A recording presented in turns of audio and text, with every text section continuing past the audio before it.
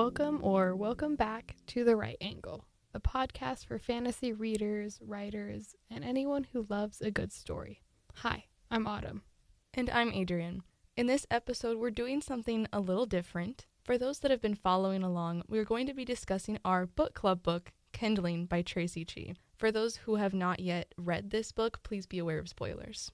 So before we kind of start talking about our opinions on the book, I wanted to read a little bit of the synopsis that's in the front cover, just so any of you who might not have read the book and are choosing to listen to the podcast anyway can get a sense of what it's about.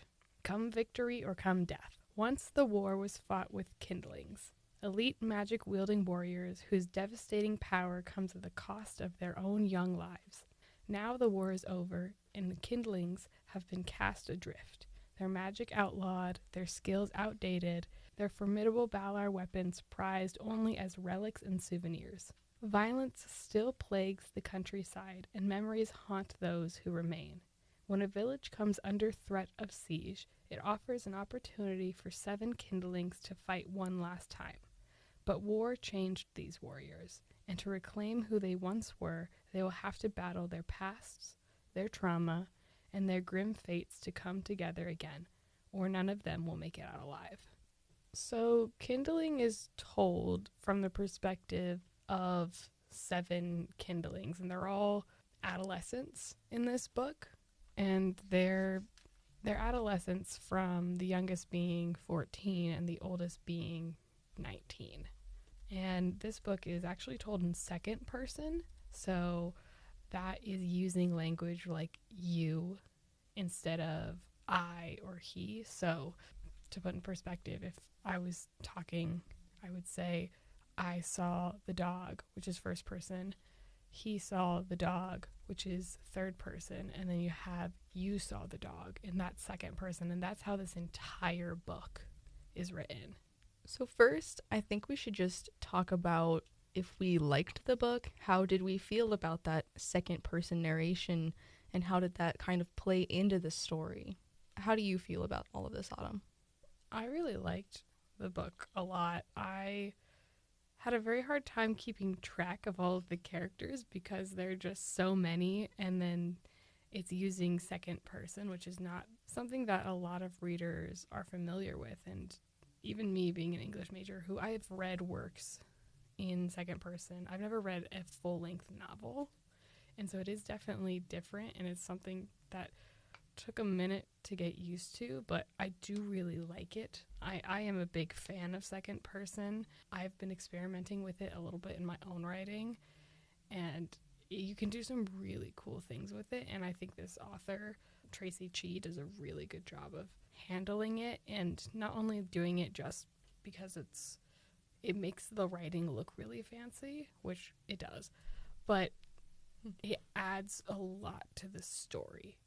I'm going to echo basically what Autumn just said. I also really did like the book. It was also very hard to keep track of all of those characters. I had a running list in my notes app just so I could keep track of who was who. I did really like the second person narration also. It's very different from reading in first or third, and I really enjoyed the difference, especially with such a hard-hitting story with such dark themes like this book. It was really interesting to be almost drawn into the story by changing this perspective to you. You are in this story, basically, is how it feels anyway. Second person does a really good job of taking a story that would otherwise feel very far away and making you basically sit in it, because the book is addressing you. And while you aren't necessarily the character, you feel more like the character when you're reading it. I wanted us to talk a little bit about who is actually narrating this book, because it can get a little confusing since it's in second person. There's these 7 different characters, but at one point in the book it kind of describes being told from the perspective of all of the dead kindlings that came before these characters. What do you think about that, Autumn? I think it's cool. It reminds me a lot of the book Thief and how that's told by death.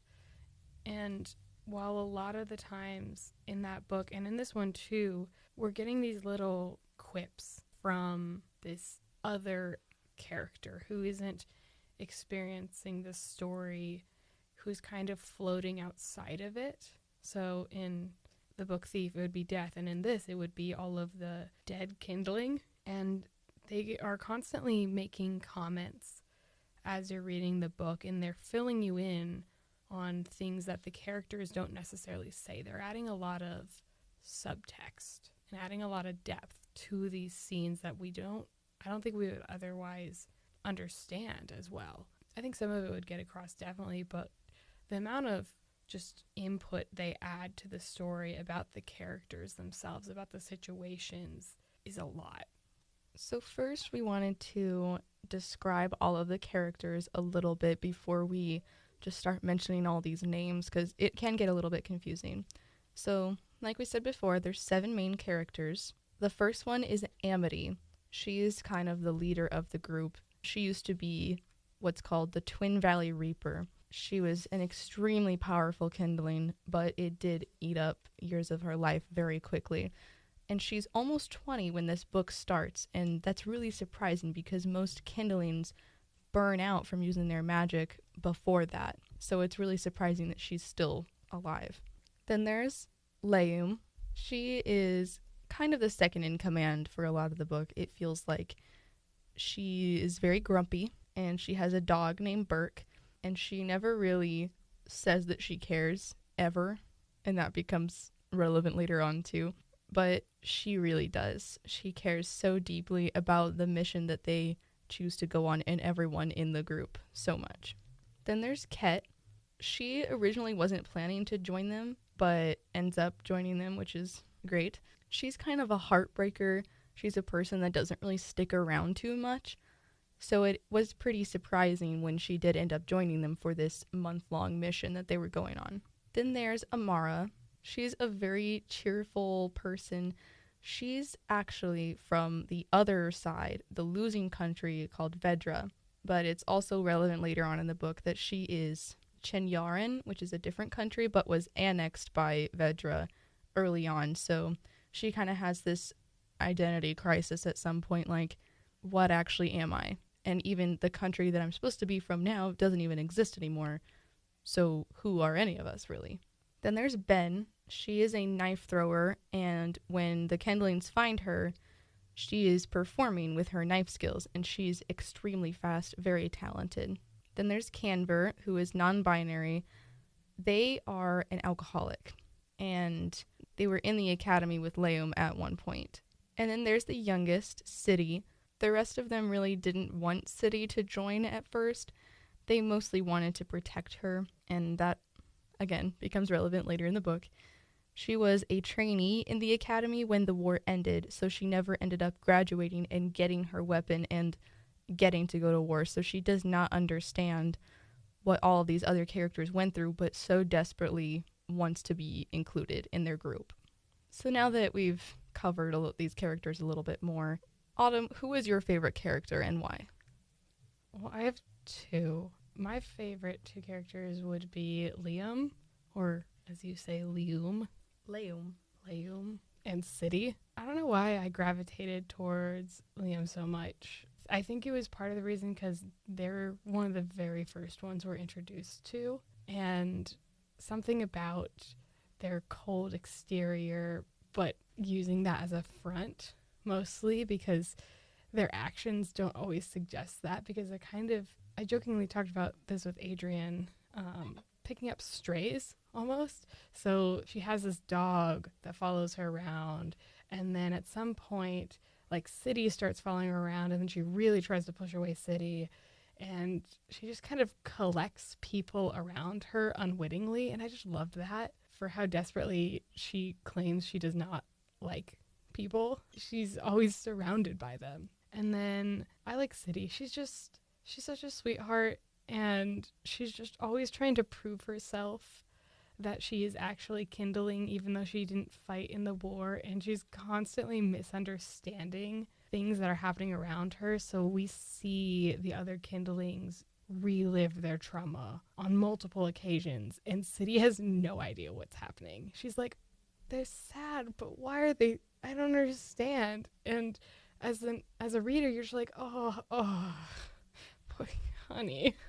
But then she eventually learns, and she now has to deal with that herself after she goes into battle and she sees the brutality of it.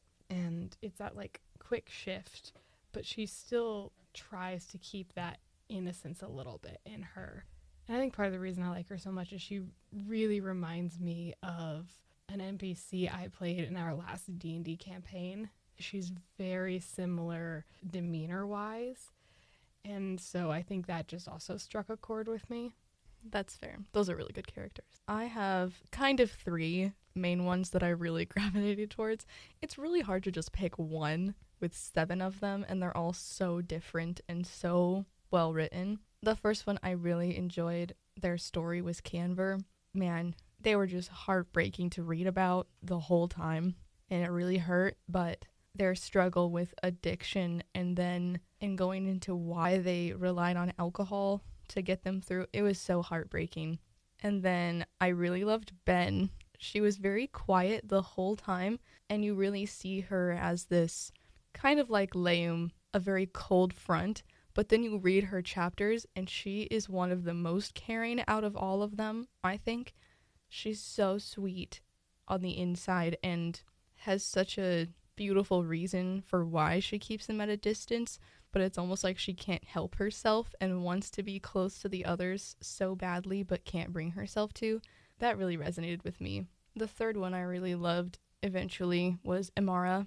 She was viewed as an outsider most of the book, and her cheerfulness was really fun to read about, and she had, I think, one of the saddest ends of the story. Just a spoiler, she does die in the end of the book, but she dies before the final battle even happens, which is so much worse in my opinion. But we get to see her really beautiful funeral that they did for her, and that was really gorgeous. And I just loved how the other characters had different relationships with her because she was a foreigner to them and supposed to be their enemy. I think something that I wanted to talk about a little bit is the sadness of this book, because before me and Adrienne started reading this book, we were well aware that it was going to be very sad. We'd read reviews of many, many people who were just going on and on about just how tragic this book is. And so that really, I think, colored our read of it because we were very much expecting it to be sad. We just didn't know when. So for me, my guess at the very start of the book was that all of them were going to die. And thankfully, that wasn't the case. My 2 favorites did not die. Woot woot. All of mine did. They all did, which is sad. But most of them did. And so, I don't know, I found it genuinely very sad, but I was also reading at work where I couldn't cry at work. So I had to like contain myself a little bit, but I was genuinely tearing up as I was reading some of these scenes. But I think the thing that was saddest to me, and this is something that always gets me when I'm reading books, is not the actual death of a character, but the reaction of the other people around them. If you include that in a book, I will lose it. And that happens several times in this. The one specifically that really got me was when Liam found Canver. Oh, that one was rough. Oh my gosh. I could see it and I was like, oh my goodness. Oh, it breaks my heart to see characters realize someone that they love and care about has died. Like, I could go a whole book where like every character died and I would not cry, but as soon as like we see a loved one react, oh, that gets me every time, man. The whole time I was reading Canver's death, I was just thinking, Liam's gonna freak out, and just waiting for that. I'm like, oh no. We had to wait so long. Yeah, the battle was so long, and there was so many of them. We had to watch so many death scenes right in a row, and then get all the reactions from everyone. How great. Ugh. I really thought Ket was gonna die. Oh, for sure. When they were fighting up on the hillside, just Ket and Tana, I really thought both of them were gonna die up there, and it was gonna be this like really really sad tragedy of like, oh, finally Ket has learned to love someone and has made the decision to stay, and that's where they're gonna get her and really stab us in the heart. Thankfully, they didn't do that. Man, everyone else. It was really hard to read. I don't know how I feel about the choice to let Ket live. Obviously, I really liked Ket, but that was an opportunity to like I kill us. agree. Yeah, no, I, as I was reading that, I really thought that's where Traci Chee was gonna go with that, and I was a little disappointed that she didn't because I think that would have hit us really hard. But I think it's because that's what we were expecting. And she did kill off like almost everyone else. So you gotta give something. And Ket's growth throughout this whole novel was one of the most beautiful and profound, I think.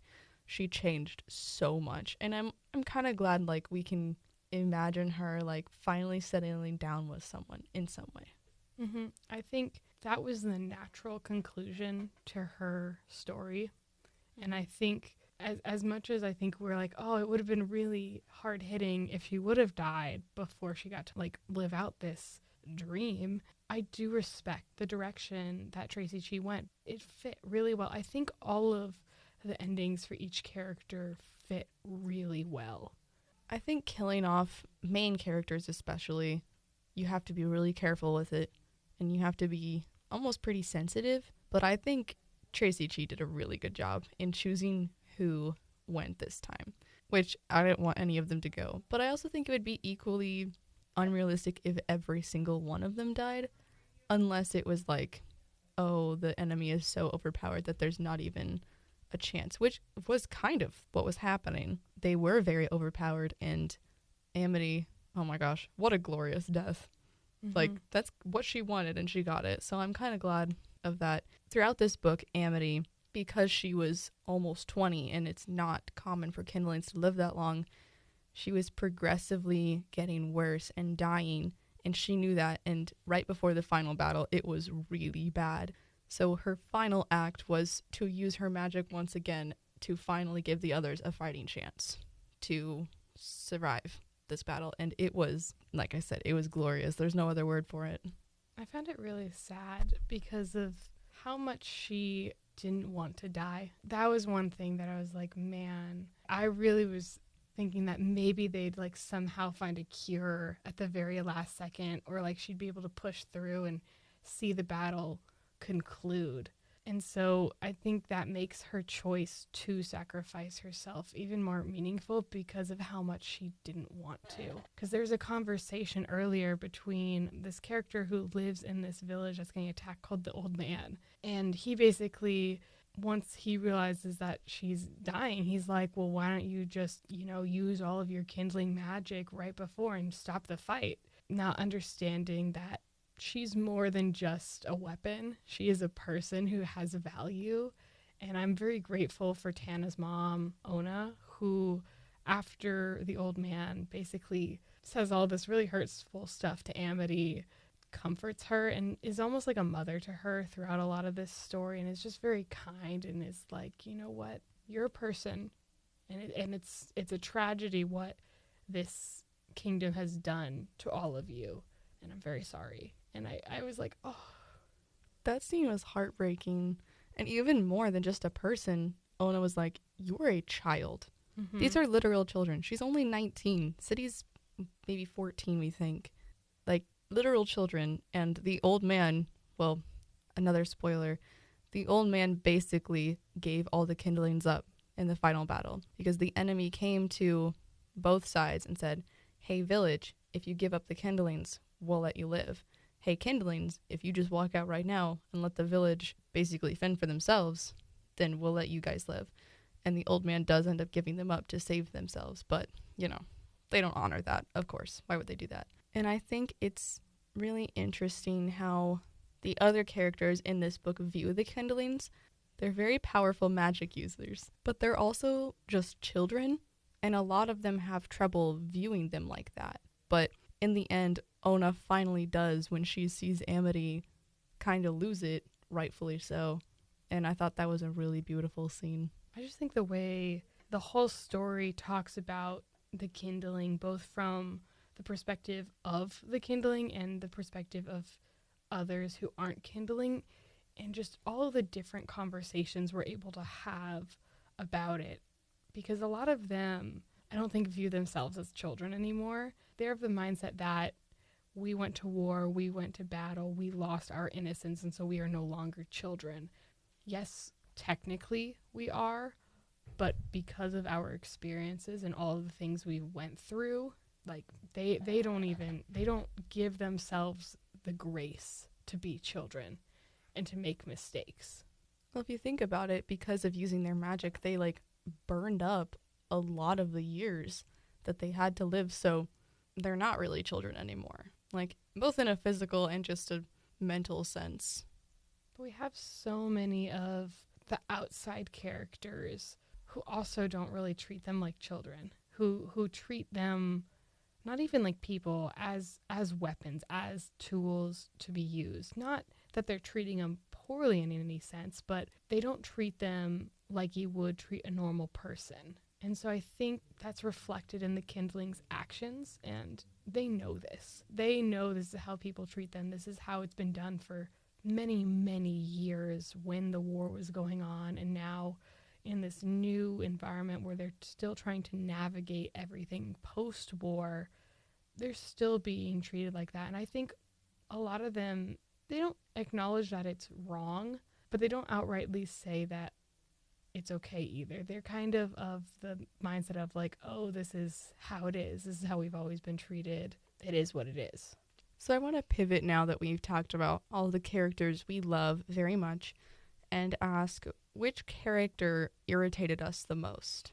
Because I don't think we can say that we disliked any characters, at least any of the main ones who we read through their perspective of, because I didn't dislike any of them. But there's one thing about Amara that annoyed me a little bit. Oh, really? It was all of the nicknames and the fact that she kept calling City Piggy. She explained it, but even after she saw City's reaction to it and of like, I don't want to be called that, she still kept doing it. And so I was like, girl, I understand this is like a thing where you grew up, like that's what a tradition that your Kindling had, but they're not used to it, and I think you know that, and you're still doing it. And like there are connotations around the nickname Piggy, and like other villagers started calling City that too in a more demeaning way than what Amara intended. And I think she knew that. And so that was the one thing I'm just like, oh, stop calling her Piggy. Stop it. Give her like literally anything else.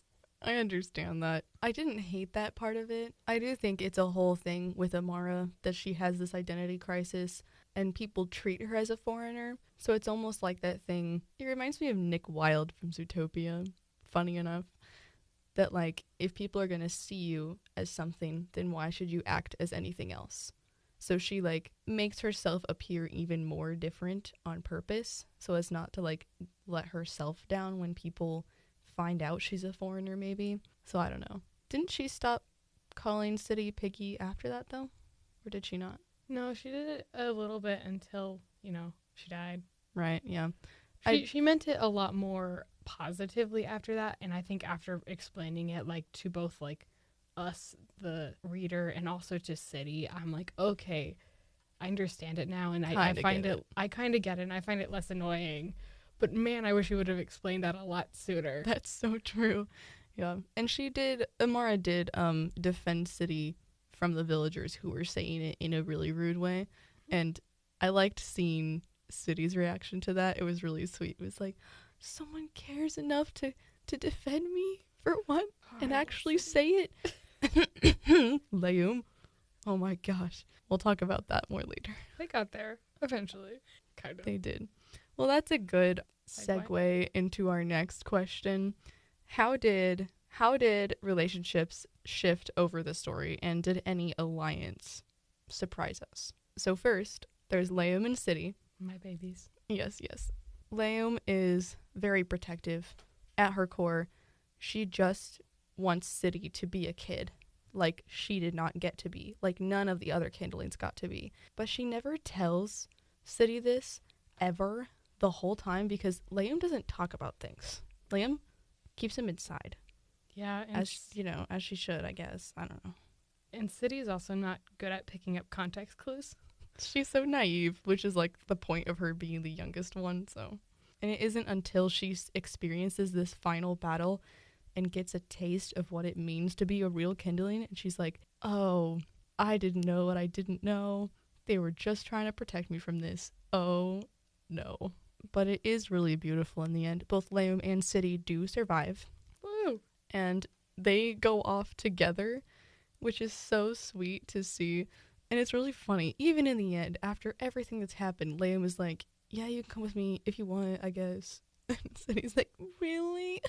Yeah, So some things never change, I guess. I interpret it more as like Liam being like, "Hey, if you want," like trying to give her that choice, and City's reaction of just, Oh, okay. I really read it as like Liam just being cagey per usual. So different interpretations, but both are kind of funny. another relationship that we see really developed in this that we talked about a little bit is between Ket and Tana. Basically, they start out as this romantic fling for each other, kind of as a little bit of a distraction. As much as Ket is very flighty, she always attracts people.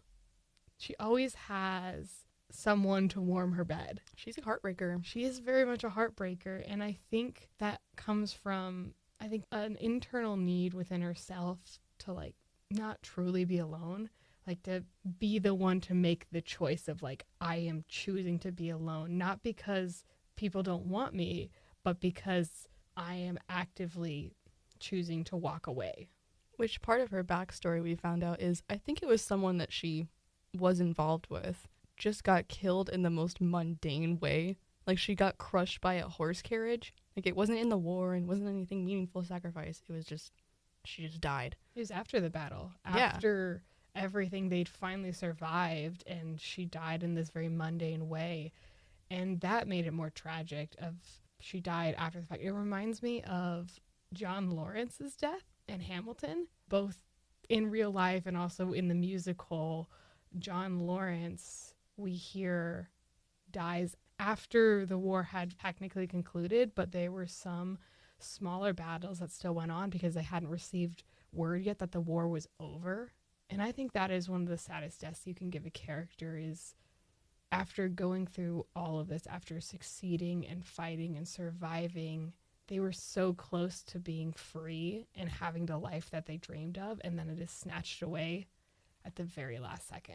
Yeah, that's true. But the reason that Ket is so flighty is because that character that she loved that died, they had made a list together of all of the things in the world they wanted to see, and we're like, the world is wide, Ket. Like, they've got places to go, and then that character dies, so Ket takes it upon herself to see all those places for that character, I think. But the thing is, like, I don't think Ket at her core is flighty because No. she attracted all those people that she was involved with, and she was a heartbreaker. But I don't think she wanted to leave. I think she felt like she had to because of that other character that she loved so much. Mm-hmm. And it was really beautiful to see. Tana originally was like, "Oh no, it's fine that you're leaving in a month," and then obviously in the end that wasn't fine and they both fell in love, but whatever. But it was really beautiful to see Tana like ground Ket and settle her down, and they both end up actually wanting to travel the world together even, which was so cool to see. I find Tana's side of that relationship so interesting because we learned very early on that Tana's brother had just died in an attempt to try and protect them from this woman who's been attacking their village. And he dies this very horrific death right in front of her. And he was always the more outspoken one. She constantly says that, like, all of the actions she does now are things that he would have done, and she's doing them because he would have done it. And the reason she gets with Ket, she even says this, is she wants something to be different. She doesn't want life to be the same as before he died because something has to change because he's not here anymore. And so that's not her entire motivation for getting with Ket. She does very much like her, but there is that aspect of change and needing change in her life, and I thought that was really interesting to add to Tana's character, and it makes so much sense. And then in the end, her realizing that she's not her brother. And that's okay. And then she's like, I do want something now. And Ket being okay with that after we've experienced this whole thing, like, oh no, I gotta leave. I gotta leave now. And then she's finally like, well, actually, maybe that wouldn't be so bad. I'm like, huh? Oh, that was really beautiful. Mm-hmm. Another relationship that, man, I really enjoyed in the end, just to get it snatched away, was Liam and Amara. Liam, for the entire time, hated Amara because she was a foreigner and saw her as an outsider and, like, would not see her as one of them. Until in the end, they have a conversation, and Liam kind of explains why. She says that to Amara that if we can get along now, if we're both just kindlings and we're both just people, then the war didn't need to happen. And that really resonated with me. I was not expecting that to be the reason. I thought she just genuinely was like, wow, we were just supposed to hate each other and now we're supposed to go back to nothing at all. But that's not the core reason. And then in the end, finally, right before Amara dies, Liam and her have this conversation where Liam finally puts a hand on her shoulder and is like, you're one of us. And oh gosh, it's giving me chills as I'm sitting here talking about it. It's such a beautiful moment just for Amara to die right after that. But yeah, R.I.P. But that was a really beautiful relationship. I think one relationship that I think was particularly heartbreaking for me was Liam and Canver, mainly because we're told that they knew each other. They went to one of the same academies together. So there are multiple locations in this story, and which is why not all of the kindlings are really familiar with each other before the story, even though they are technically all kindlings. But Canver and Liam went together. They were there at the same time. They had a very strong friendship, and then they lost touch after the war. And so we see Canver constantly being a little bit self-destructive, and Liam trying to make up for that and make excuses for that because they care, because in Liam's mind, they are family.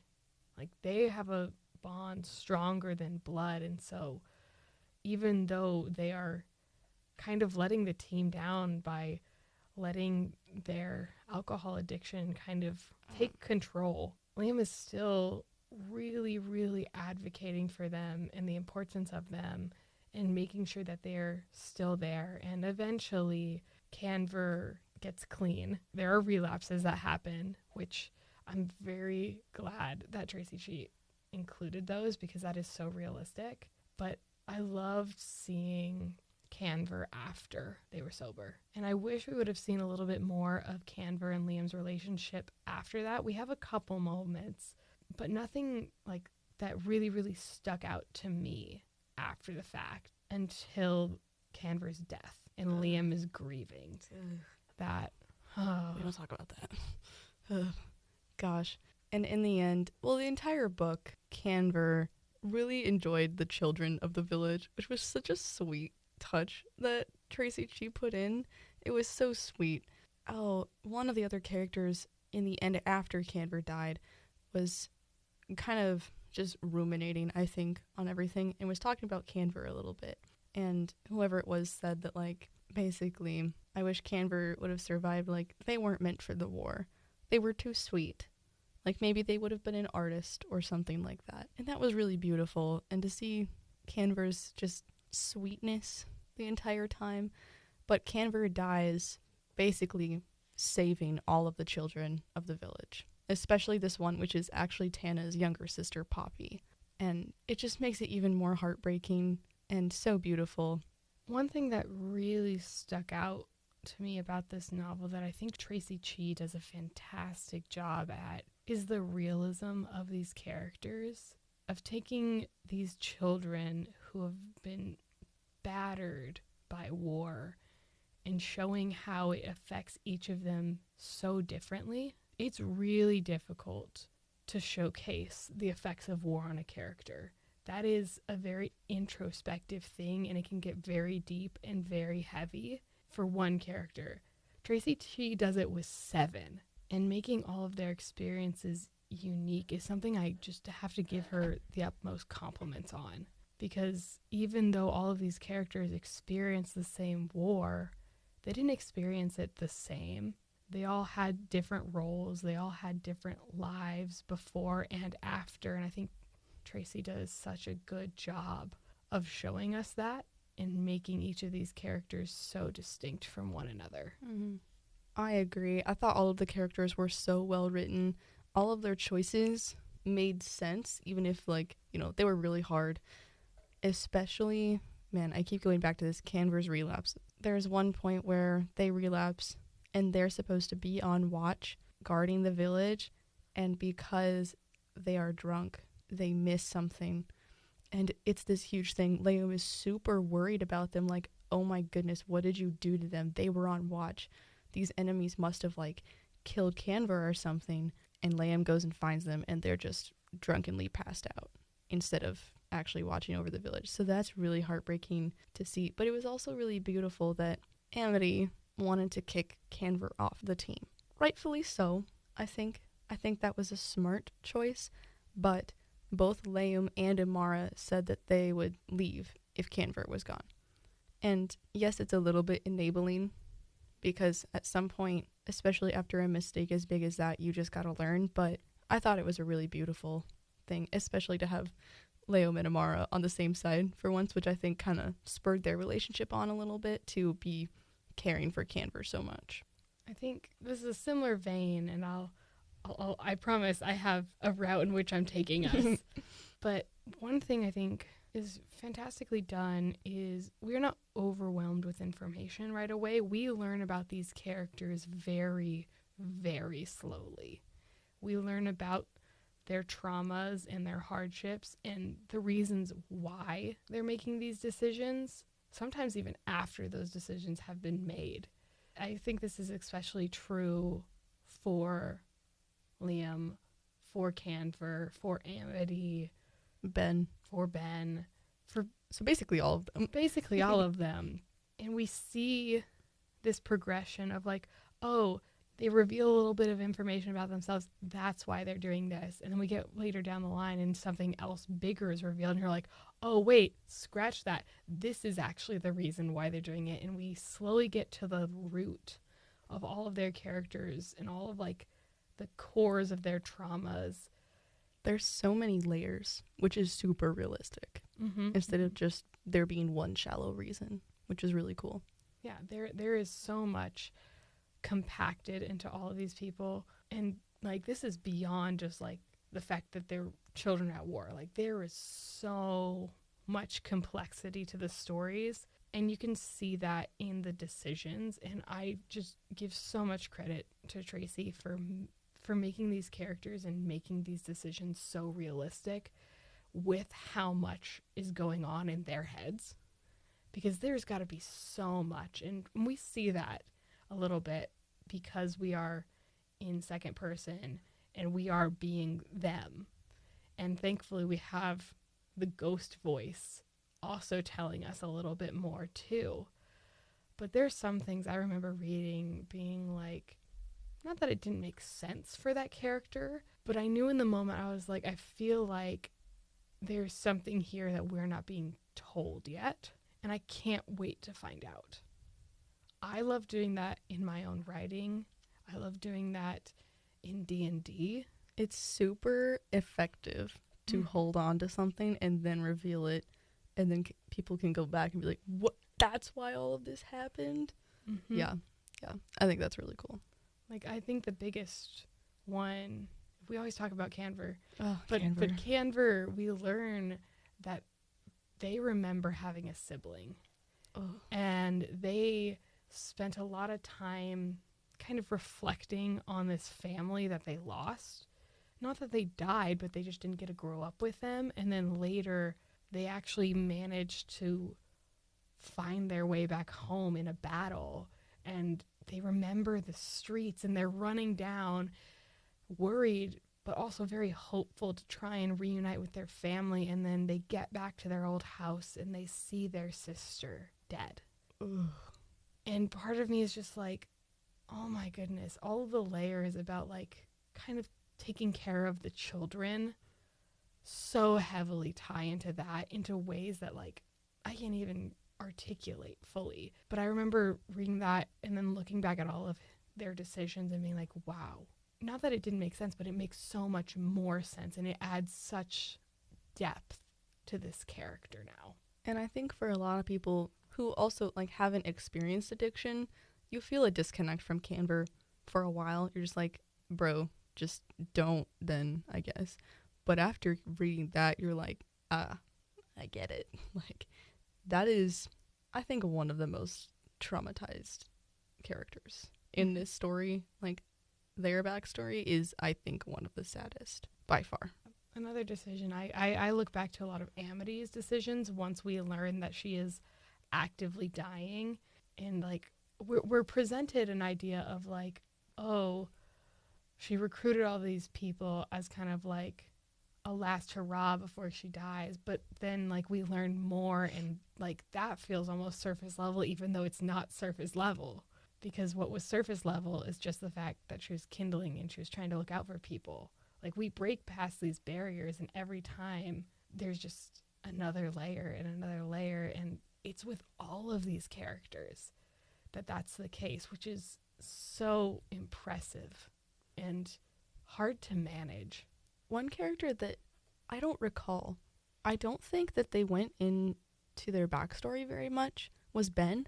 We get a lot of it pretty much immediately, I think, when we meet Ben and we find out that Ben couldn't protect her, like, other members on her team when she was in the war. She was the only one that survived this, like, crazy battle, and now she is a performer, so she doesn't have to kill anyone anymore. But she can hone her skill and be perfect, is, like, her thing. But I don't know if any of the other characters learn that necessarily, unless I recall there being, like, people would, oh, look out the window, and Ben is talking to Amara or something like that, and maybe they were having those conversations, but we as the reader didn't necessarily get all of that. But I don't really recall Ben's backstory being really leaned into as much.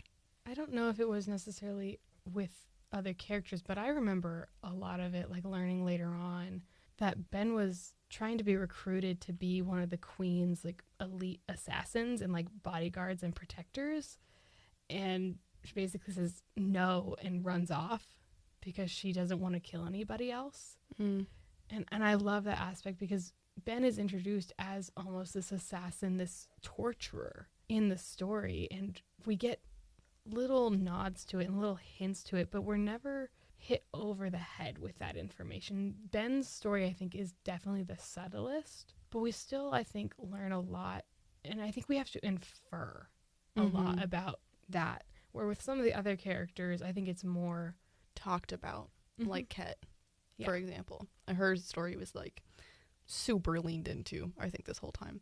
But, like, Liam and Ben was more introspective than with other characters, almost. Which is, I think, why I leaned heavy into those characters, why I really appreciated them, because I like thinking about the introspectiveness of characters. I like trying to infer and piece together things when we're not explicitly told that. Yeah, that's fair. Okay, so I want to pivot now. I didn't love how Tana, like, constantly just talked about her brother. Obviously, yes, traumatic experience, but, like, every sentence was like, if Vian was here, then he would have done that. I'm like, we know. Just every single sentence, in the beginning anyway. Eventually her character got more fleshed out and, like, was actually her, but that was all she ever said in the beginning. Like, if Vian was here, it would have been better. Like, cool, amazing, whatever, it's fine. Okay, now I want us to pivot a little bit and talk about anything specifically in the writing style that we liked or didn't like. We talked about this a little bit beforehand when Autumn first started reading the book, and she told me there was something she really didn't like about the beginning, and she wanted me to find out for myself. So, Autumn, do you want to talk about that? I want to clarify and say that objectively, it's not bad. I think it's a personal preference thing, and I think it's partially because we live in a post-ChatGPT world. And also, another clarification, I don't mind it. I should just say it. I'm just gonna say it. Traci Chee uses a lot of M dashes. I do genuinely like M dashes. I like what they can do for writing, because they're very much like an interruption. Because in my mind, and I think a lot of readers and writers kind of have this consensus as well, as that ellipses, so the three dots, are function in a similar way as an M dash, and the M dash is that like long dash, and they both serve as kind of like a break or an interruption in speaking. An M dash is very abrupt, it's like you're getting cut off, while an ellipses is more of a pause. And Traci Chee uses a lot of M dashes. I would argue too many. There's at least 7 per page on most It's pages. more. Oh man. It's almost every sentence. I'll say every paragraph. Yeah. There's one usually in at least every paragraph, and I think I understand what she was trying to do, and I understand from a writer's perspective, but also from a writer's perspective, I think she could have toned it back just a little bit, just a dash, because Nice pun.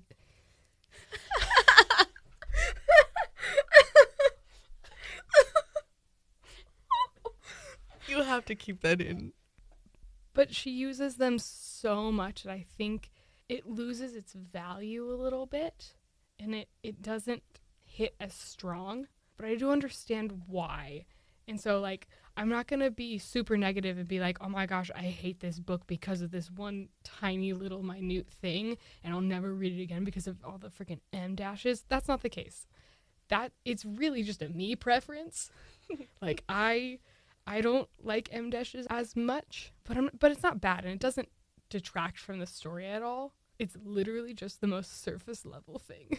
Yeah, that's fair. I don't mind M dashes, and if I was a more talented writer, I'd probably use them too much as well if I was smart enough to know where they're supposed to go.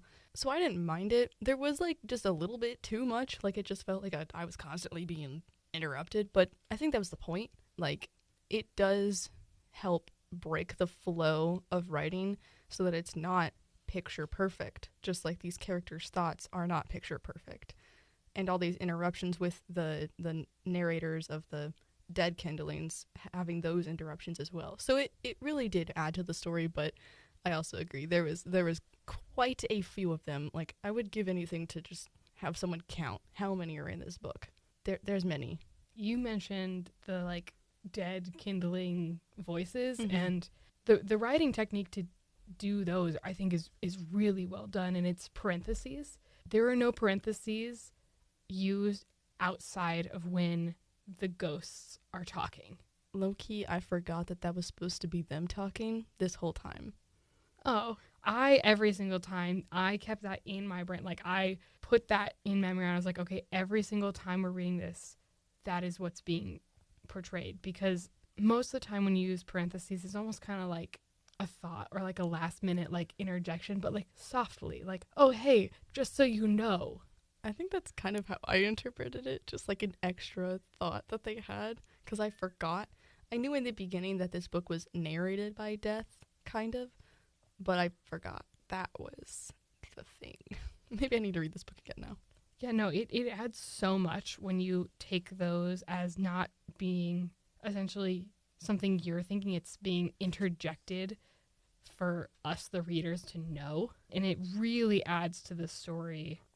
I think my favorite one is, I actually flipped to the page, is every time they talk about the queen, it's just like, long may she reign in all caps. And they do that every single time they reference the queen. It kind of reminds me of in Princess Diaries, anytime they talk about the king, Mia's dad, who passed away, every time they say his name, everyone around is just like, I don't remember what the specific line is, of like, may he rest in peace or something along those lines. But every time they say that, and I like that nod in how it's not the 7 kindling who are saying that, it's the ghosts. I think that's really interesting because it almost feels a little sarcastic because they're dead. I don't think they have much respect for a queen that kind of got them killed. So that's really interesting. Mm-hmm. But definitely, if you're listening to the podcast and you haven't read the book yet, which go read it. It's Sorry really for all good. the spoilers, but you should read it anyway. definitely keep that in mind when you're looking at the parentheses, because it definitely changed the story for me. Yeah, Autumn and I both really enjoyed this book, and we really enjoyed talking about it today. Thank you all so much for listening. That's it from The Right Angle, where we know the real magic of books is for everyone. Readers, writers, and all those in between. Until next time, write boldly, read unapologetically, And stay weird.